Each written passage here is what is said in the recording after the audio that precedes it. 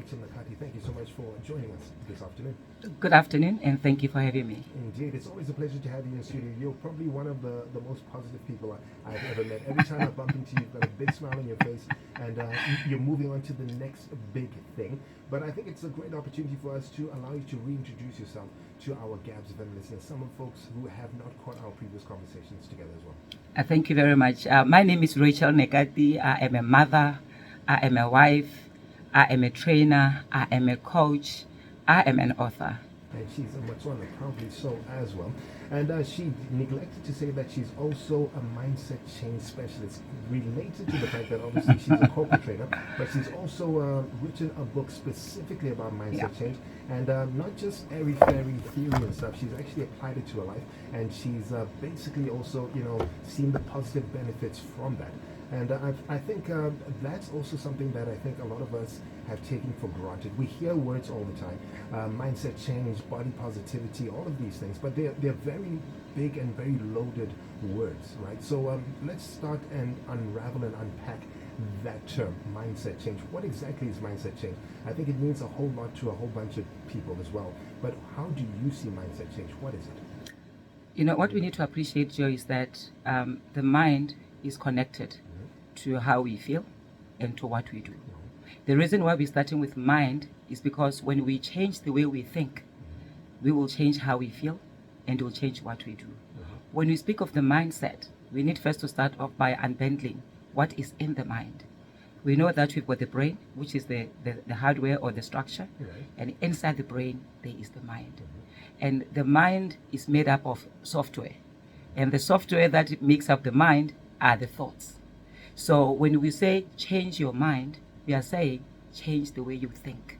So the thoughts are the ones that makes you develop either a positive mindset or a growth mindset, or a negative mindset or a fixed mindset. So when you say change the way you think, we are simply saying move your mindset. So mindset is predominantly how you think, how you feel, and what you do.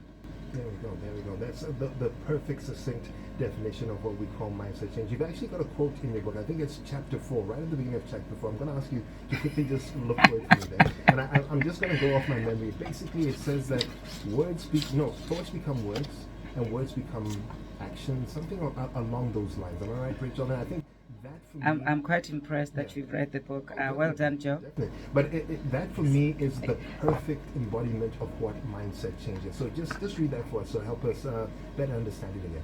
Chapter 4, understanding the relationship between your thoughts, emotions, and behavior. It says, watch your thoughts, you become your words. Watch your words, they become your actions. Watch your actions, they become your habits. Watch your habits, they become your character. Watch your character, for it becomes your destiny. There we go. And I think that's exactly what it is. So it starts from the mind. The way that you see yourself and see the world is obviously the way that you'll interact with the world as well. Right. So you've written this book. It's obviously been applied in your life. You've seen positive changes. You've helped loads of people locally and internationally as well, through your training, as well as also with the lessons within the book. We bring it back to Botswana now. Over the last couple of weeks, we've heard about the National Mindset Change Campaign. Lots of people very excited about it. Lots of people asking questions about it. Lots of people wondering how that will impact them. Lots of people wondering what they need to do to be part and parcel of it. So tell us a little bit about how you're involved with this campaign and what the average Motswana, the regular Motswana, the average Joe on the street should be doing or can do to see the positive benefits, number one, and also to be the change that they want to see. Lovely. Mindset change is one of the priorities that His Excellency set in 2021 with the intention of, firstly, growing our GDP, and secondly, ensuring that as a Botswana, we become equipped and we change the way we do things so that we can take advantage of all the provisions and the programs that are there in the country. When we think of the priority number 5, which speaks of mindset change, it's got basically 3 fundamental outcomes or expectations. Firstly, it is basically to shift the way we think about ourselves to move from inferiority complex kind of mentality where we think that we cannot do things or some other things are not suitable for us. So it's actually changing from that inferiority complex. And then secondly, it's about building or rekindling or establishing the entrepreneurial spirit among Botswana.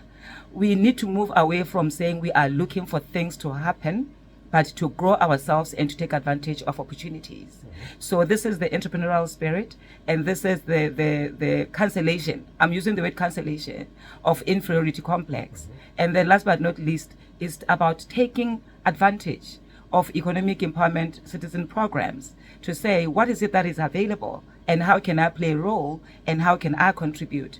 So with the mindset change, what the president basically said was that you cannot achieve different results if you keep on thinking the old way. Right. If we keep on doing things where we've been doing it in the past, we'll still be where we are now. So that begs the question then, why now? Why should we be looking at changing the way that we've done things? It's worked for better or worse over the last 50 plus years.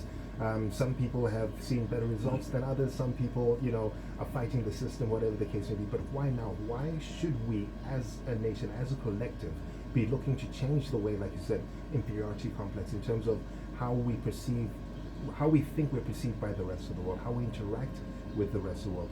Why should we be now looking at, taking advantage of some of the programs? Some of these programs are, 20, 30 years old. Some people, once again, have seen, positive benefits from them. Some people feel that they haven't benefited as much as they should. Why now? Things change. Just considering what happened a few years ago, we just went through the pandemic. Yeah. We talk about the new normal. This is exactly a biggest change that has ever happened. Yeah.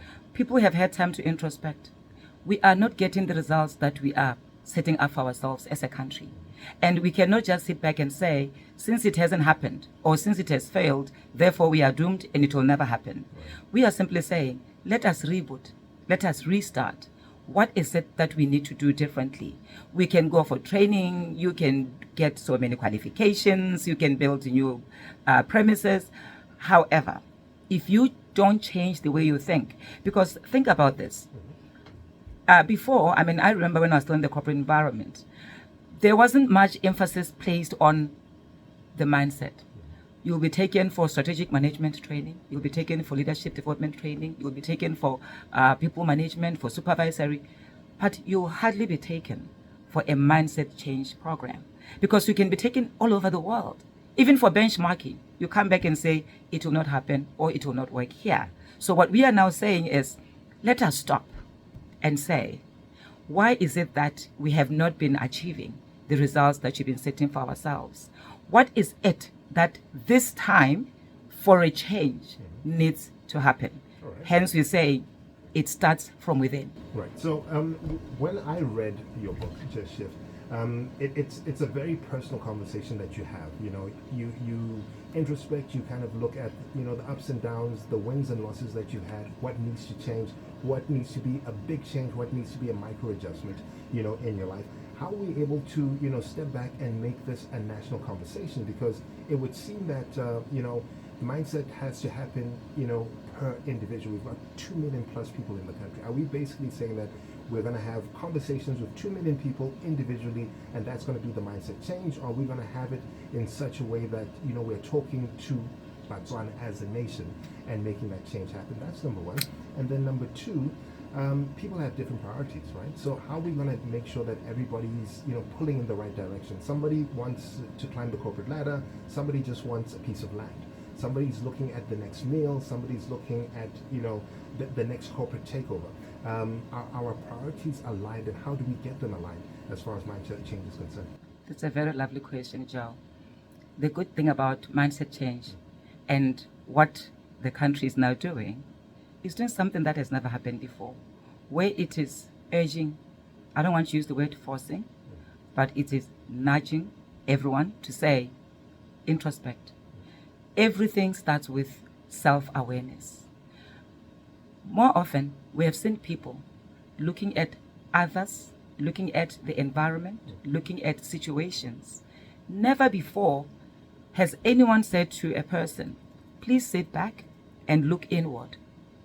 Introspect, reflect. So with the mindset change program, what is basically achieving more than anything else, it is challenging each and every person to sit back, introspect, reflect, and assess the core beliefs that have been operating, the programs that have long been overtaken by events that are operating in your mind, to challenge yourself to say, is what I am achieving in line with my values and my goals? You cannot force someone to do anything. However, you can remind someone to sit back and look inward.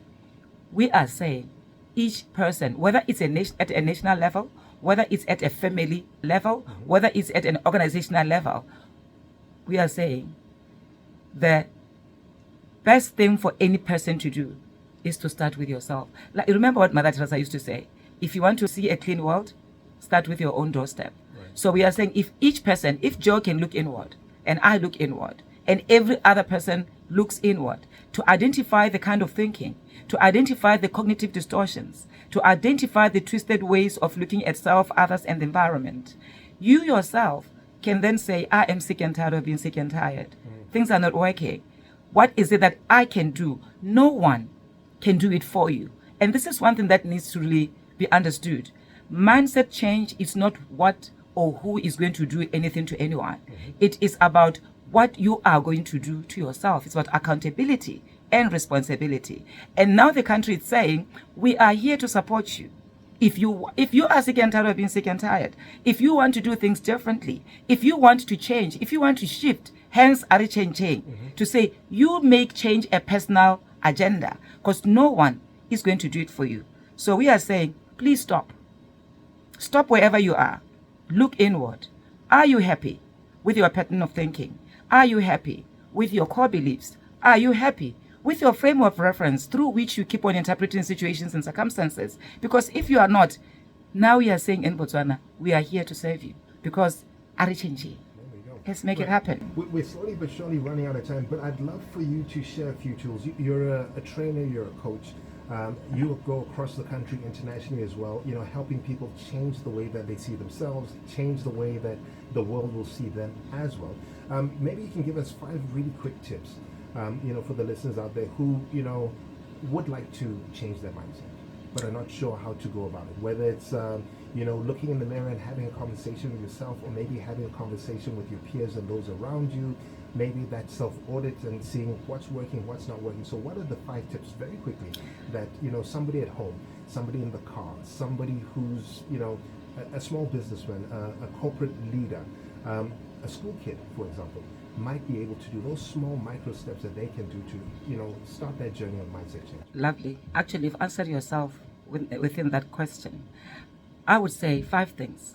First and foremost, ask yourself, is the way I'm living my life making me happy? Am I happy the way I'm living my life? Secondly, is who I am associating with. Why I'm starting with association? Because it has got such a huge impact in what you see within you, in what you do with your time. Assess what you are doing yourself. Assess what or who surrounds you. Are they having a positive influence? Thirdly, ask yourself, what is it that is within my circle of influence? Because life belongs to 2 circles. There are things which are out of your control, and there are things within your control. The reason why sometimes we are not aware of the things which are within our circle of influence is because, Joe, we spend time talking about things which are not working. We spend time complaining without actually looking forward to say, with what I have, with what I do, with who I am, what is within my circle of influence that I can start working on now? Fourthly, you use the word self-audit. Make it your personal habit.